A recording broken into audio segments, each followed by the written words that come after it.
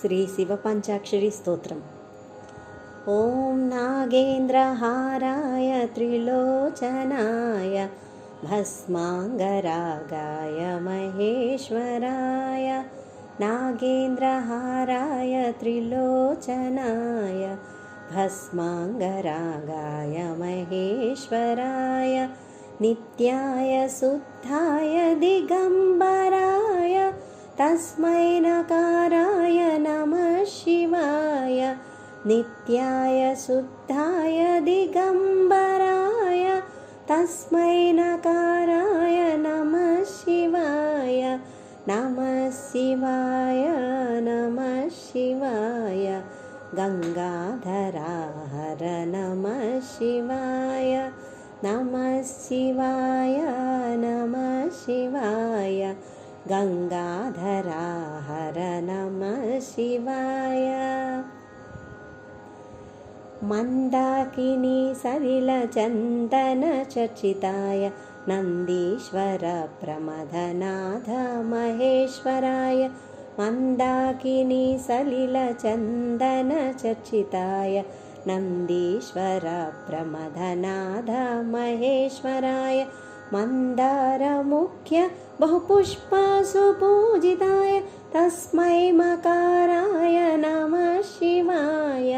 मन्दारमुख्य बहुपुष्पसुपूजिताय तस्मै मकाराय नमः शिवाय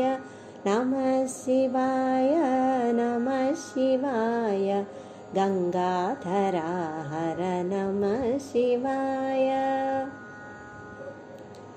शिवाय गौरीवदनारविन्द सूर्याय दक्षध्वरनाशकाय शिवाय गौरीवदनारविन्द सूर्याय दक्षध्वरनाशकाय श्रीनीलकण्ठाय वृषध्वजाय तस्मै शिकाराय नमः शिवाय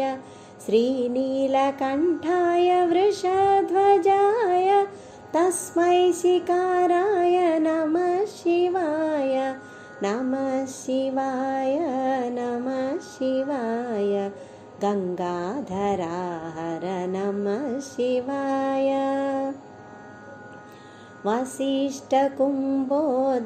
गौतमादि मुनीन्द्रदेवार्चितशेखराय वसिष्ठकुम्भोद्भव गौतमादि मुनीन्द्रदेवार्चितशेखराय चन्द्रार्कवैश्वानरलोचनाय तस्मै वकाराय नमः शिवाय चन्द्रार्कवैश्वानरलोचनाय तस्मै वकाराय नमः शिवाय नमः शिवाय नमः शिवाय गङ्गाधराहर नमः शिवाय यक्षस्वरूपाय जटाधराय पिनाकहस्ताय सनातनाय यक्षस्वरूपाय जटाधराय पिनाकहस्ताय सनातनाय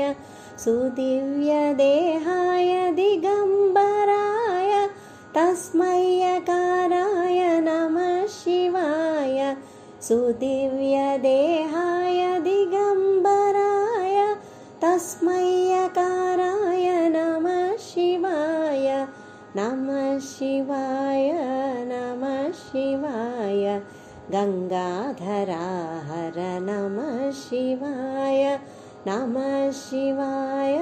नमः शिवाय गङ्गाधराहर नमः शिवाय पञ्चाक्षरमिदं पुण्यं यः पठेत् शिवसन्निधौ शिवलोकमवाप्नोति शिवेन सह मोदते।